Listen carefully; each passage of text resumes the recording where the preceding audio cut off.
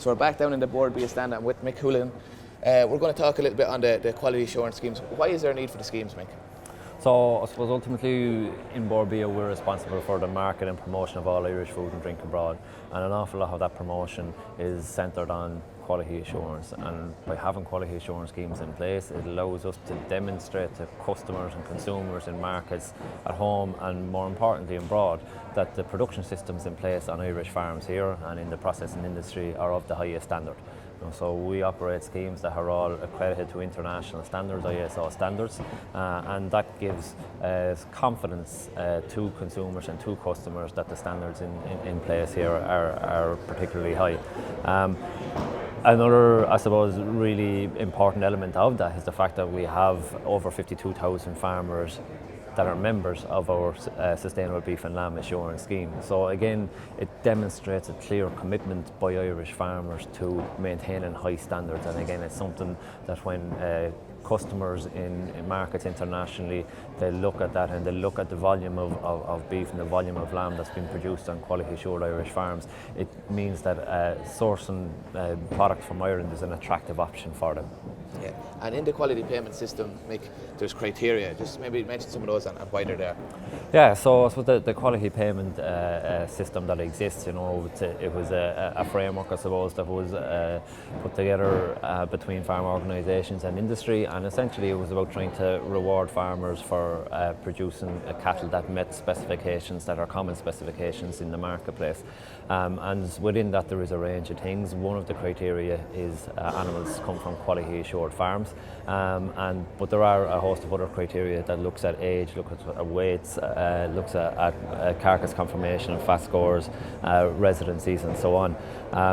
It is at times probably maybe a little bit of an issue for ourselves because an awful lot of farmers associate the inspect bonus payment with quality assurance alone, and very often farmers would say to us, I killed cattle, I'm quality assured and I didn't get my quality assurance bonus. So we have to be very clear, and the farmers know it's not a quality assurance bonus, it's an inspect bonus. Quality assurance is only one of the criteria, and a lot of the queries and questions I suppose that we will get over the few days that are ploughing here can often relate to the inspect criteria and the role that quality assurance plays in that. Yeah. Mick, over here we have some just tips, I suppose, for your audit. We'll just explain some of those, I suppose.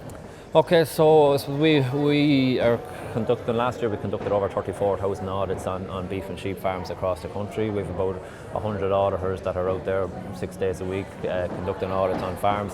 And an awful lot of farmers have been through the process a number of times now and are quite familiar with it, but at the same time, we like to try and provide a little bit of assistance and some tips, I suppose, to just, 18 months can be a long time. Maybe it doesn't feel like a long time when the audit rolls around again, but it's just to, I suppose, remind farmers of things that they need to really kind of keep an eye on, and it's about highlighting, I suppose, the areas where we see the most non-compliances.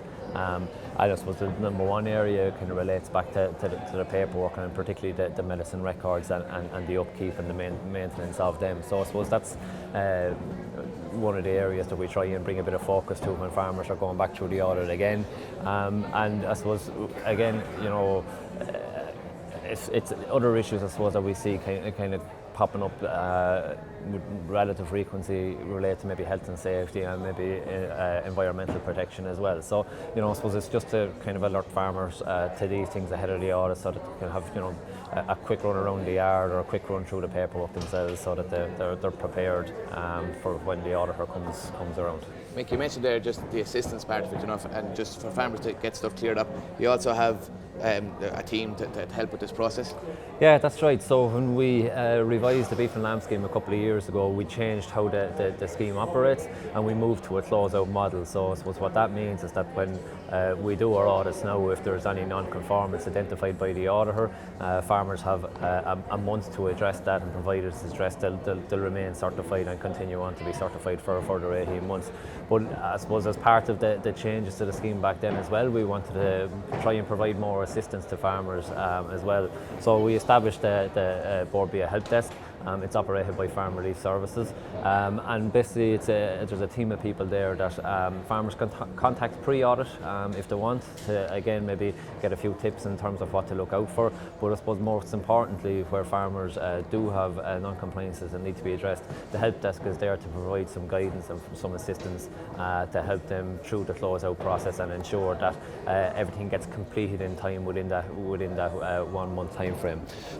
We also have a farmer website as well, where farmers can log on themselves. They have their own unique PIN that will be sent them as well, and they can close out the audits themselves if that's what they choose to do as well.